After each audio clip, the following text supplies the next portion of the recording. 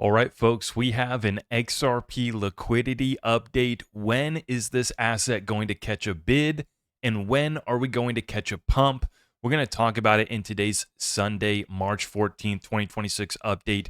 Appreciate you guys for stopping by. And if you didn't see the notification, it might be because you haven't hit that notification bell. So make sure you're subscribed, hit that notification bell. I've been having a lot of people comment that we're lost in the recommendations. Let's get you back in the feed, or get me back in your feed, by making sure you hit that notification and that you are tapped in with us straight into the update. Then we go into the markets. Now, Benjamin Netanyahu, the rumors were circulating that he was maybe MIA. We got a video from him showing that he is not dead, but now people are speculating about why his coffee cup, which was filled to the brim, did not spill when he lifted it. This is now being called Coffee Gate. So I'm not going to play the video, but basically he put out an update a few days ago last week. People thought, oh, he has a fifth or sixth finger, so it was a fake video. Rumors were circulating that he was gone. Now he puts out an update today, but people are speculating, hey, why didn't the coffee spill? If there ever was a use case for blockchain, this is one, right? Timestamped, put it on the blockchain. This video is real. Another use case for blockchain that I think is still not been fully utilized yet. And so I'm excited to see that use case get tapped into, especially for times like now when you don't know who to believe in the fog of war. But this is a Sunday morning update, at least on the West Coast. We'll be opening up for the futures at 6 p.m. Eastern. The CME opens up at 5 p.m. Central Standard Time, which is 6 Eastern, 3 o'clock on the West Coast. But that's when the futures will be able to react to the markets. What we've seen here is that President Trump likes to apply pressure after the markets close on Friday, and that's what we're going to be watching for as markets open back up this Sunday afternoon, and then into Monday morning where the full market opens up. We'll get the full market reaction. But Kobesi says right here, if there's anything that we have learned over the last 12 months, President Trump makes tons of major market-moving decisions on Friday nights just hours after the markets are closed. Between June 2025 airstrikes on Iran's nuclear sites, the October 10th 100% China tariff threat, which coincided with the crypto liquidation event as well, the closure of Venezuela's airspace, February 28th strikes on Iran, and now the targeting of the Craig Island. It has become a clear part of President Trump's strategy. Trump will look to apply more pressure this weekend before markets open. He has 45 hours until futures open. So this was posted obviously a couple days ago. Futures are going to open up later today. And what they did was the largest, he called it the most powerful bombing raids in Middle East history on the island, which moves a significant amount of the oil coming out of Iran. And apparently they just went after the military infrastructure, not the oil infrastructure. So leaving the oil infrastructure intact, but basically sending a threat and a message that, hey, you're going to play ball or we're going to wipe it out, okay? So that was the pressure that was applied, along with more strikes taking place this weekend. So we'll see how the market reacts later today when we open up. In response, the IEA emergency reserves are starting to be released. 400 million barrels released so far, 600 million remaining. But the global oil demand is 100 million barrels per day. So after they release all of that, right, we're only buying ourselves 10 days of oil. Now, the Hormuz throughput is 20 million barrels per day. Do the math. This isn't a cushion. It's a countdown. Great post from Michael Gayad, and he puts out another post here on private credit. UBS says that private credit defaults could hit 15%. That's 3 times the peak bank loan default rate in 2008. Nobody's talking about this, but everyone should be. So I put out a video yesterday talking about this. The private credit crisis is a factor that I don't believe the market has fully priced in. We don't know how deep it goes. And I think that Michael Gaia did a great job illustrating, because if you hear, 15% default on private credit, doesn't sound too bad, right? That's, 3/4 of it still good. That's not bad, right? Well, when you compare it to 2008, the peak bank default rate was 5%. The 2020 peak bank default rate was 3.2%. We're currently at 2.1%. So the gap between 2.1% where we sit now and 15% is dramatic, and it's 3 times bigger than what we saw during the 2008 peak bank default rate. So when you put it into context like that, as I'm saying, is this time different? Yes, it's going to be a heck of a lot worse. So I warned that we're not fully pricing in private credit, basically blowing up. Two, I don't think that we've priced in the announcement that U.S. boots are going to be on the ground. Now, I know some people are pushing back and saying that's not going to happen. I'm not a military expert. Let me just stop right now and say that. I don't claim to be one. I come from a military family. I respect the hell out of our military. I love our troops. I love our military. God bless all of them. I pray for them. I'm not the military expert. I don't pretend to be one. But we're positioned. We're positioned. That's all I'm saying right now is that we're positioned. And if it does happen, if that headline hits the tape, the market's going to reprice that. Three, the conflict's expanding outside of the Middle East region. I don't think that we've priced that in, and I don't think that we've priced in this lasting longer than a few weeks. This could easily last just a couple months.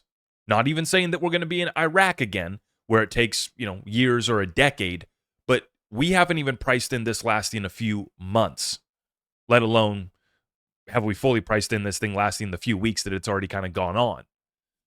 That's the warning that I'm sending, along with, the reserves being released. It's kind of similar to what we're seeing with the Federal Reserve and the central banks trying to drop interest rates. So the Federal Reserve has dropped rates, but the bond market's selling off, sending rates higher. So every time the Fed tries to lower rates, the bond market gives the Fed a big middle finger and the rates actually go back up. The same thing's going to happen with the oil, and it already did last week. When they started to talk about the idea of releasing oil and reserves, oil went up back above $96 per barrel. And so we'll see where that opens up. We're going to get into the markets right now, and I'll show you where oil's trading at as we get started here. Let's take a look at our oil. Yeah, so it went all the way up to $99 per barrel, actually on the precipice of breaking above $100 per barrel again. That's where we closed out Friday. This WTI crude oil futures, this chart will open back up at 6 p.m. Eastern, and we'll start to see trading again on oil. Okay, and so we're looking for oil to probably break above $100 per barrel again this week after it already spiked up to $119 per barrel. So let's get right on into the markets, guys. It's going to be opening up. Before we do, want to plug in our sponsor real quick, I Trust Capital, with their new product, the Treasury Accounts. Absolutely love this. A secure, compliant solution for businesses, trusts, nonprofits, and other entities to allocate corporate capital to cryptocurrencies and precious metals. So if you have an LLC for your crypto, you got other companies, maybe just your service business, whatever your business, your trust, your nonprofit, you can now set up this treasury account with I Trust Capital. We have them linked up down below. When you use my link, you'll get a $100 funding bonus. But let's get right back into the markets. I appreciate your support. This is very strange. Since the start of the U.S.-Iran war 15 days ago, we've had $2.4 trillion erased from the U.S. stock market, $2.5 trillion wiped out from gold and silver, but meanwhile, Bitcoin is up 12.5%. The total crypto market is up 10%, adding $240 billion. This is not normal because usually in times of uncertainty, risk assets like Bitcoin crash hardest while precious metals rally. But here we are seeing the opposite. I'm going to explain why this is not strange right now. And it's very similar to, there are things taking place right now that are not ordinary, like the bond market, right? The bond should be going down because people should be scared to death. We're at war. It's scary. Economy's struggling.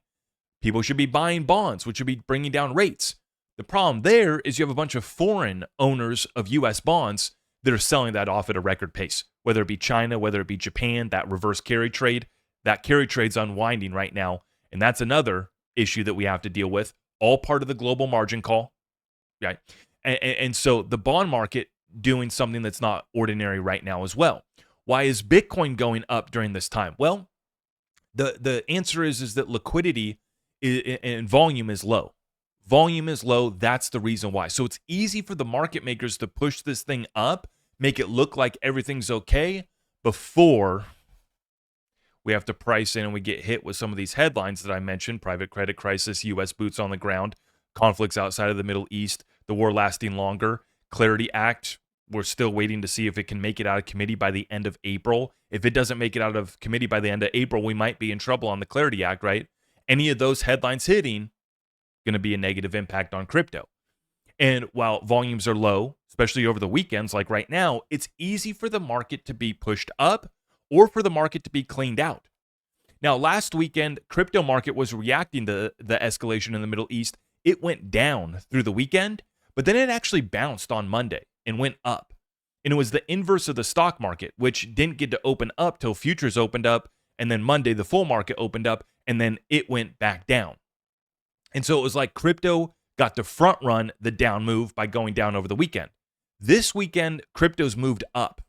And so we see that Bitcoin here has had a streak of green days here. Last week, we even ran all the way up to 74,000 once again, which takes us back to the level that we were at on March 4th. So we're double tapping this resistance up here at 74,000.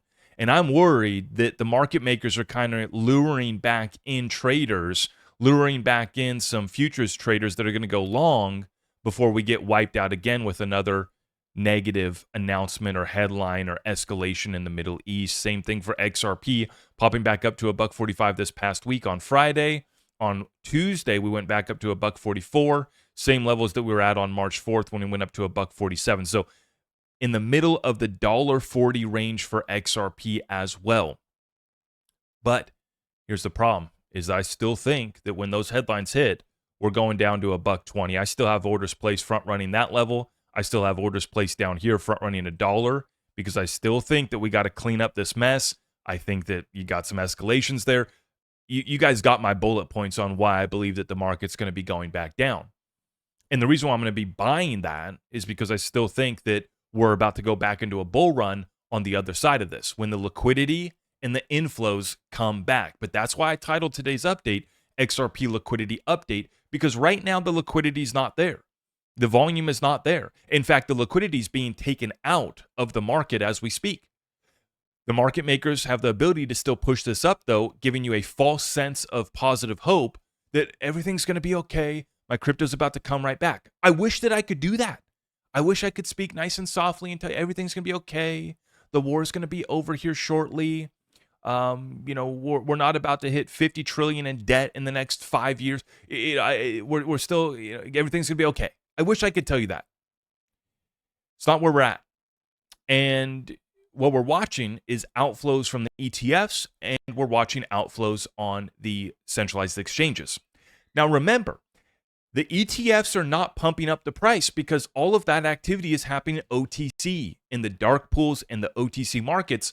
That's where the ETF inflows are coming from, which is why we're not seeing that big multiplier on the inflows that we got from the ETFs. But for the past 2 weeks, we've actually seen money flowing out of the XRP ETFs. Now, is that impacting the price of XRP negatively? No, because that's also happening on the OTC market. So that's an important distinction to make. But when I show you the centralized exchange flows, you'll see the tens of millions of dollars that have been flowing out of XRP. That's why we're staying stagnant. That's why we're getting this chop. And that's why I still think that we're vulnerable to another liquidity sweep to the downside. I have my orders placed, and I think that maybe you should too if you're looking to buy. Now, this website, xrpinsights.com, has us covered on all of the ETF data. You can see right here that XRP is trading at $1.42 right now. We had 16 million of volume on Friday, so the volumes are down on the ETFs. We're still at 773 million XRP locked in the ETF vaults. We dropped below 800 million, which we briefly surpassed about a week ago. But look at this, week 11 net flow negative 22 million XRP. When we go on down here to the XRP ETF flow chart right here, you'll see that this is week 10, March 2nd through the 6th. We also had a net flow of negative 1.46 million. Now, this past week was negative 22 million right here. Basically, no inflows, nothing but outflows this past week. When we go to week 10, we did get 13 million of inflows, but we still had outflows outpacing at 14 million. Net flow, 1.46 million. So over the last 2 weeks, we've had about 24 million flow out of XRP ETFs. Once again, all of that inflow, outflow, all of that trading is taking place OTC, so it doesn't impact the price of XRP that you see on your chart. What impacts the price of XRP that you see on your chart is the trading that happens on the centralized exchanges and the DEX. Now, CoinGlass.com gives us the data for the centralized exchanges. We still don't have the DEX data included in this, but it gives us enough data to work with. So I'm going to show you that right now. We're looking at coinglass.com, and you see the heat map net inflow over the past 7 days. Look at this. Binance, 48 million out of XRP. Bybit, Korea, not buying XRP right now, 18 million out. America, Coinbase, 14 million XRP, $40 million worth of XRP out. Volumes are also down as well too. Now slightly. But what you see right here is that overall volumes are just weak. Volumes are weak and we don't have inflows. Sliding down to the spot inflow-outflow chart. This is where I would get the data for calculating our market cap multiplier. Now, as you see over here, this is on the daily chart. We had 10 million of outflows on March 14th, Saturday, yesterday. Friday, 4 million of outflows. Thursday, March 12th, 32 million of outflows. Right? 35 million of outflows on March 9th. You go back, the last positive day of inflows we had was March 8th, and it was only 1 million. So going back, I mean, the last time that we had a day that was actually impressive was February 26th at 17 million of inflows. But if I take you back to the bull run peak of 2025, let me slide on over to the other side of the chart here. See, back in July 16th, 2025, 116 million of inflows in one day. July 18th, 115 million of inflows in one day. These are the types of days that we want to see. 50 million inflows, 100 million net inflows, 115 million net inflows. That's what takes us back to all-time high. So until we start to see those days, we're going to be stuck chopping right now, right? We're stuck chopping in this range, and we remain incredibly vulnerable to any big headline hitting, any escalation in the Middle East, private credit crisis, you name it, a bank's going to go under. I still think that we're going to have more banks fail this year. We've only had a couple go down. When those headlines hit, we remain incredibly vulnerable because volume is low and we don't have a lot of inflows coming in. We have a lot of people that are passively buying, myself included, and maybe you. And well done, because that's what we need to do during these times, is scoop up these assets below their fundamental value when it's not popular, when it's not sexy, when crypto's not cool. You know, people, they left crypto and they went into prediction markets at the end of last year, beginning of this year. That's the hot thing. Let's predict, is Trump going to say this? Is my sports team going to win? Prediction markets have even hit the crypto exchanges too, which draws liquidity away from the crypto market. This all goes back to liquidity. When you understand liquidity, you'll start to get results when it comes to trading and investing in these markets. And so what I'm doing, while volume's down, liquidity's dead, thank you very much. I'll scoop that up for myself and my family. And we'll be taking that and filling up our bags. Let me know in the comments down below what you are doing right now. Let me know what you think of these markets, when we're going to catch a bid again. But for now, volumes are dead, liquidity's low, but that's an opportunity for those who see the fundamental value. If you appreciate what we're doing here, please help us out by liking this video, sharing it out far and wide. All of my community resources are available on ZachRector.com. And if you want to check a special personal note, XRP family update from me, I just dropped that on my Patreon and for my Discord community earlier this morning. So feel free to go check that out as well. Appreciate your support. God bless you all. I am your host, Zach Rector. I really appreciate all of the love and support. If you want to support the channel, just remember that you can start by smashing that thumbs up for me, sharing this content far and wide, and everything else is at my website.